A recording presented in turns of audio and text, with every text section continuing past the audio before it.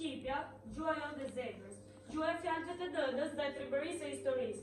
Ajo udhëtoi përmes shekullve me plagë dhimbje, por asnjëherë nuk pushoi së foli. Në çdo shkrim të fshehtë, në çdo këmbë të luginave, në çdo cep, ajo qëndroi gjallë. Sot të nisim një rrugëtim përmes shekujve për të ndjekur udhën e saj, udhën e fjalës që u bë kombë. Ishim në vitin 1462, kur Peshkov Pan Angel i shkroi fjalët e para të Shqipës.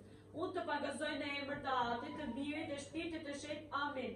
Këto pak fjalë ishin si rajet e para të zemrës së një gjuhe, që s'do të pushonte më kurrë. Në një kohë kur mbreti ndërroni kufitët, ajo nisi të ndërtonte atë dheuën e fjalës.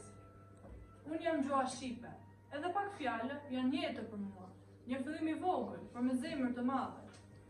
Ishte viti 1497, kur udhëtari gjerman Arnold van Harf shënoi disa fjalë shqip në ditarin e tij.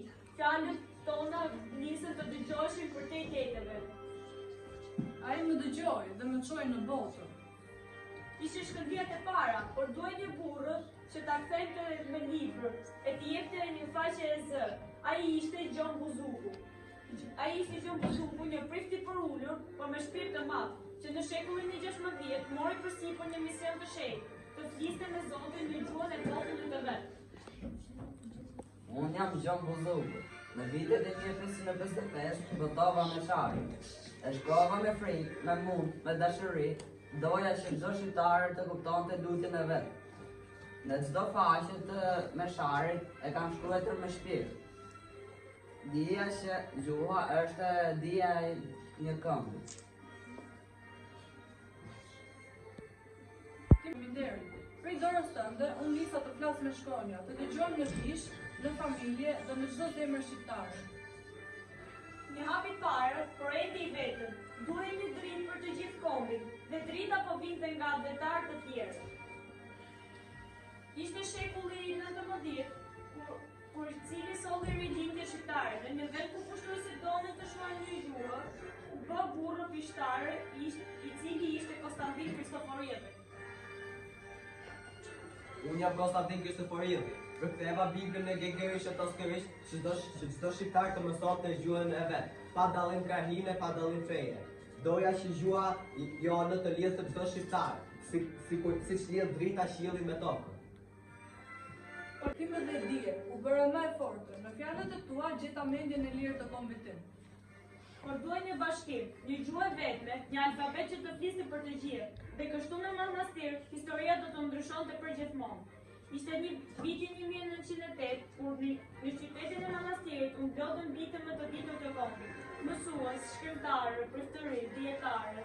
Në një kohë kur gjuha jonë kishte shumë ushtrojtja, dialekte, ata kërkuan një rrugë të vetme, një zë të përbashkët.